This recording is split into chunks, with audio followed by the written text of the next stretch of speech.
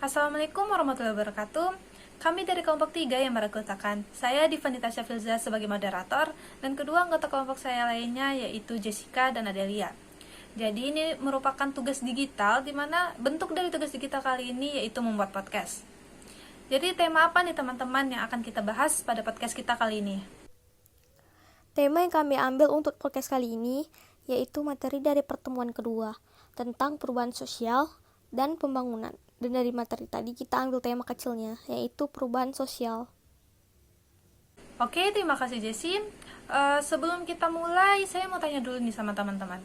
Tugas ini kan merupakan tugas dari salah satu mata kuliah kita yaitu globalisasi dan media.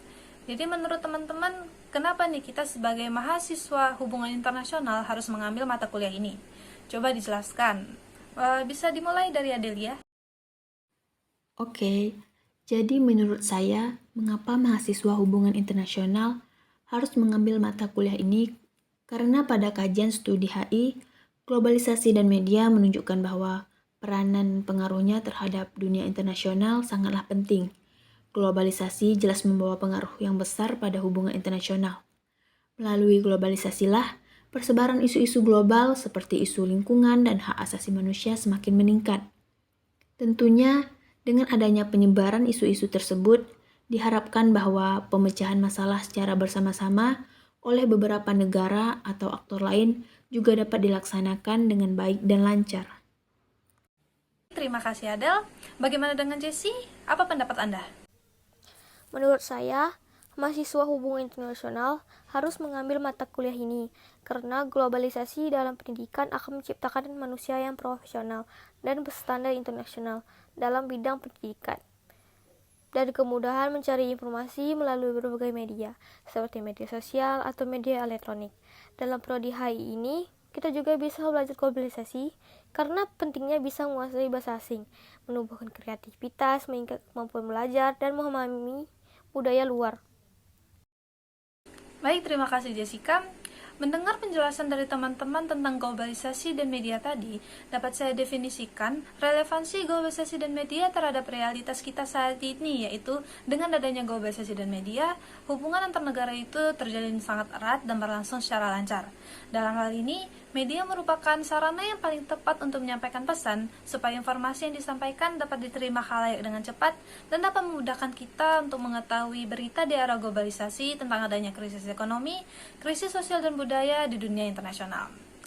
Jadi kita lanjut aja sekarang membahas tema utama kita yaitu perubahan sosial. Boleh Adel dan Jessica jelaskan apa sih definisi dari perubahan sosial itu? Kita mulai dari Adel. Oke, terima kasih Dipa. Sebelum kita membahas lebih lanjut tentang definisi perubahan sosial, terlebih dahulu kita pahami penggambaran manusia menurut Auguste Comte. Auguste Comte menggambarkan masyarakat pada dua bagian, di antaranya statika sosial, yaitu mempelajari masyarakat dalam keadaan statis sebagai pendekatan yang bersifat sinkronik. Lalu ada dinamika sosial, yaitu mempelajari masyarakat dalam keadaan dinamis. Proses berlangsungnya kehidupan masyarakat, perubahan sosial yang bersifat diakronik.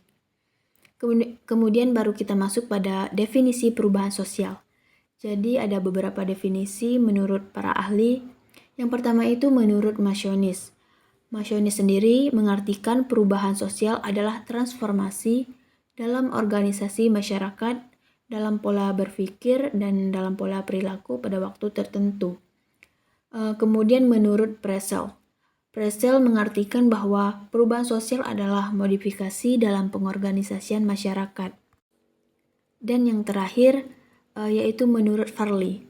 Farley sendiri mendefinisikan bahwa perubahan sosial adalah perubahan pola perilaku, hubungan sosial, lembaga dan struktur sosial pada waktu tertentu. Nah, jadi dari beberapa definisi tersebut dapat kita ambil kesimpulan bahwa perubahan sosial mengacu pada variasi hubungan antar individu, kelompok, organisasi, kultur, dan masyarakat pada waktu tertentu.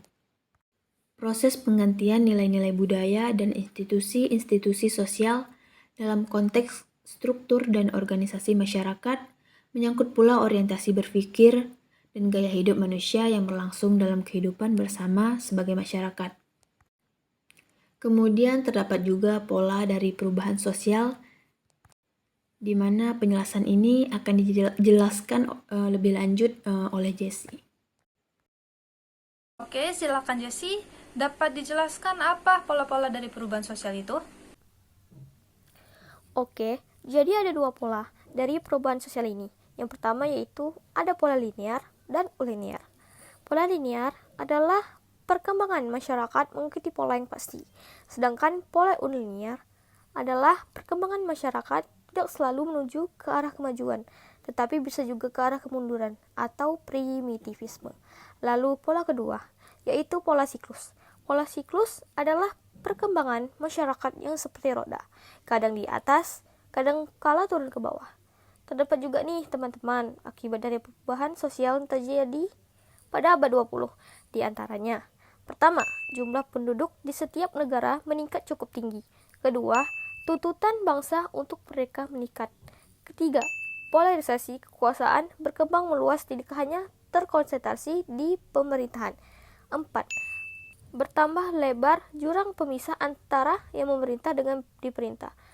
Kelima, hilangnya keseimbangan antara kekuasaan eksekutif, legislatif, dan yudikatif. Keenam, krisis kekuasaan yudikal yang disebabkan oleh jumlah golongan semakin besar dan masing-masing berusaha merebut kekuasaan. Ketujuh, perundang-undangan lambat mengantisipasi sehingga kekuasaan yudikal terpengaruh oleh kekuatan-kekuatan dominan dalam masyarakat atau politik dan ekonomi. Kedelapan, berkembangnya organisasi dan oligarki menuntut perluasan spesialisasi profesi. Baik, terima kasih Jessie atas penjelasannya. Jadi dapat kita simpulkan bahwa perubahan sosial ini itu merupakan transformasi manusia pada waktu tertentu yang meliputi pola berpikir dan berperilaku dan hubungan serta struktur sosial. Dalam perubahan sosial ini juga terdapat dua pola perubahan, yaitu yang pertama pola linear dan alinear. Pola linear itu merupakan pola yang pasti, sedangkan pola alinear merupakan pola yang arahnya itu tidak selalu berada pada arah kemajuan, tetapi juga bisa berada di arah kemunduran atau primitivisme. Dan pola kedua yaitu ada pola siklus, di mana pola ini tuh arahnya bagaikan roda, jadi bisa di atas dan kadangkala juga bisa berada di bawah. Sekiranya sekian saja materi yang bisa kami sampaikan pada podcast kali ini. Jika ada kesalahan mohon dimaafkan. Wabillahi taufiq wal hidayah. Assalamualaikum warahmatullahi wabarakatuh.